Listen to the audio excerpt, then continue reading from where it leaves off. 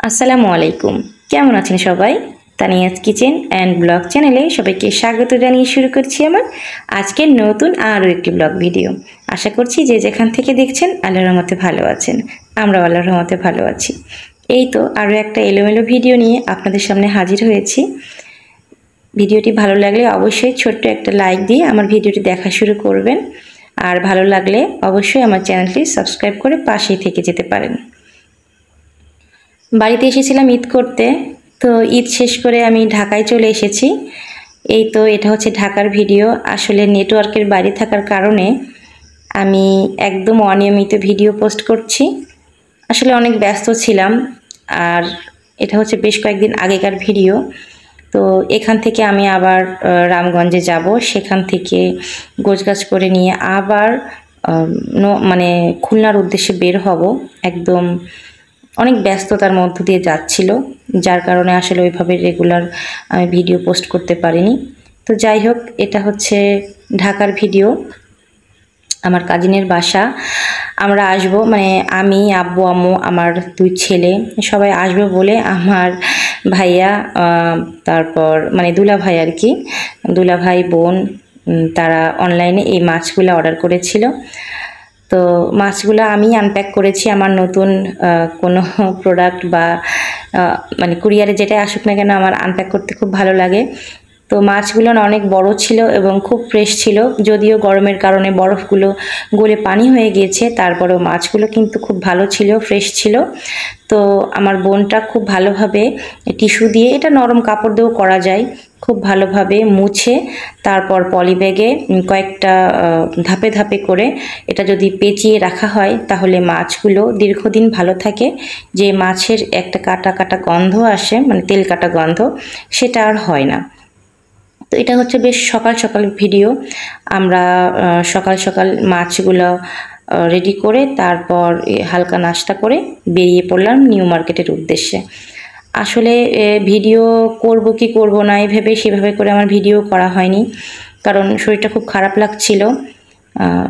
অনেক দিন ধরে ভাবছিলাম যে নেক্সট টাইমে যখন আমি ঢাকায় যাব অবশ্যই নিউ মার্কেটে যাব। বিভিন্ন ভিডিও দেখি, আমার কাছে খুব ভালো লাগে, কিন্তু এসেছি ঠিকই, সেভাবে ভিডিও করতে পারিনি। হাঁটা চলাফেরা করতে করতে আমার পা ব্যথা হয়ে গিয়েছে। আর ছোট ছেলেকে ভেবেছিলাম যে বাসায় রেখে যাব, তবে রাখতে পারিনি, ওকে নিয়ে আসতে বাধ্য হয়েছি। আর দুষ্টুমি করে, আর আসলে বলবো কি, এত হাঁটাহাঁটি যে আমারই পায়ে ব্যথা হয়ে গিয়েছে। আর ও তো সেখানে ছোট বাচ্চা, ও তো একদম শেষের দিকে এসে স্যান্ডেল ট্যান্ডেল খুলে এখন কোলে উঠবে, এরকম অবস্থা। আর যেখানে যাই সেটা ধরে টানাটানি করে, দুষ্টুমি করে খুব আর কি। আমি জানি না সব বাচ্চারা এরকম করে কিনা। আমার ছোট বাচ্চাটা বেশি দুষ্টামি করে, বড় বাচ্চাটা এরকম দুষ্টামি করতো না। তো সবাই তো আর একরকম হয় না। আর এই তো কথা বলতে বলতে দেখুন একদম একটা ফুলের রাজ্যে চলে এসেছি। এটা কিন্তু আমার কাছে অনেক ভালো লাগার একটা জায়গা। অনেক কালেকশন ছিল, মানে কমন, আনকমন, সুন্দর, সবই সুন্দর, অসুন্দর আমি কোনোটা দেখিনি। খুবই মানে স্পেশাল সব কালেকশনগুলো আমার কাছে খুব ভালো লেগেছে। তবে দামটা কি বলবো, একটু চড়াই বলা যায়। আর শৌখিন জিনিসের দাম না একটু বেশিই হয়, তবে যারা দামাদামি করে কিনতে পারবেন তাদের জন্য কিন্তু খুব ভালো। আমি কিন্তু সেভাবে দামাদামি করতে পারি না, বেশি দাম বললে না আমি চুপচাপ চলে আসি যদি আমার বাজেটের বাইরে থাকে, কারণ সেখানে দাম বলার আসলে অপশন থাকে না, আমার কাছে তো তাই মনে হয়।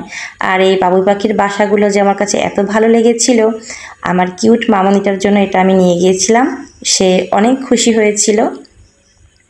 আসলে কোনো জিনিস যদি কারোর জন্য নেওয়া হয় আর তখন যদি সে খুশি হয় তাহলে কিন্তু খুব ভালো লাগে। আর এটা ঘুরতে ঘুরতে চলে আসলাম ক্রোকারিজের দোকানে। আমার টার্গেট ছিল মূলত এটাই, একটু ক্রোকারিজের দোকানে যাব আর শৌখিন কিছু জিনিসপত্র দেখব, ঘুরবো, পছন্দ হলে কিনবো, এরকম আর কি।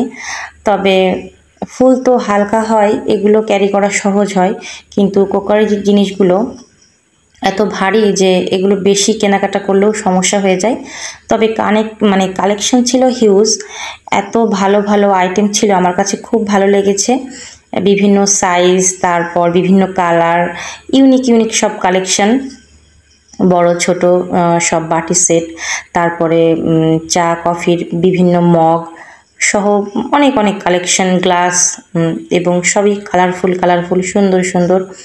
যারা নতুন সংসারের জন্য বা শৌখিন বা প্রয়োজন তারা সবাই কিন্তু এখান থেকে নিতে পারেন।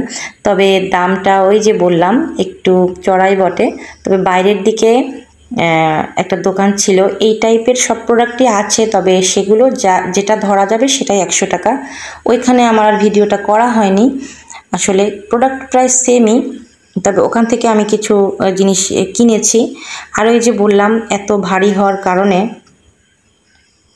ওইভাবে করে আমার কেনাকাটা মনের মতো করে করতে পারিনি, কারণ এগুলো কিনে নিয়ে আমি আবার কিভাবে এটা ক্যারি করব।